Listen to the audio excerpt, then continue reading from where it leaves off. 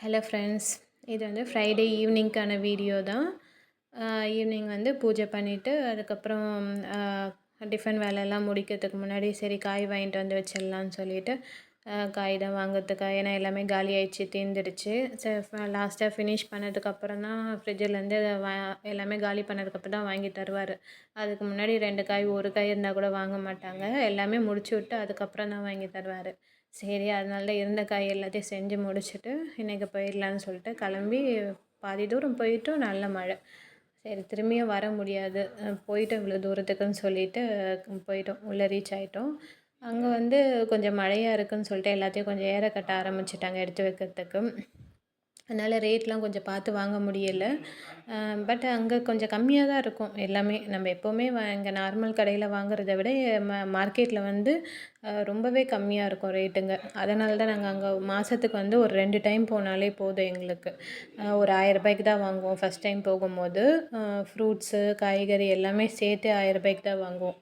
அடுத்தது 2ஆவது டைம் போகும்போது ஒரு 1000 ருபீஸ்க்கு வாங்கிப்போம். ஸோ ஒரு மாதத்துக்கே 2000 ரூபாய்க்கு தான் ஃப்ரூட்ஸுக்கும் வெஜிடபிளுக்கும் சேர்த்து எங்களுக்கு இவ்வளோ தான் ஆகும். இதே நம்ம நார்மல் கடையில் வாங்கினோன்னாக்கா அதுக்கு மேலே தான் ரேட்டு ஏறிடும் எங்களுக்கு. அதனால் வந்து எங்களுக்கு அது கட்டுப்படி ஆகாது. சரின்னு மார்க்கெட்டுக்கு தான் போயிடுவோம். இது பார்த்திங்கன்னா வெங்காயம்லாம் ஒரு 2 கிலோ வாங்கினது, சின்ன வெங்காயம், அதுக்கப்புறம் எல்லா காயுமே அடங்குற மாதிரி தான். அதாவது ஒரு 2 வாரத்துக்கு தேவையானது மாதிரி வாங்கிட்டோன்னு அடுத்த ஒரு 2 வாரத்துக்கு வந்து தனியாக இன்னொன்று, இது என்னென்ன வாங்கலையோ, என்னென்ன காய்ங்க வாங்கலையோ அந்த காய் மிஸ் ஆகிற காய் தான் நாங்கள் அடுத்த டைம் போகிறப்ப வாங்குவோம். வாங்கின காயே வாங்க மாட்டோம்.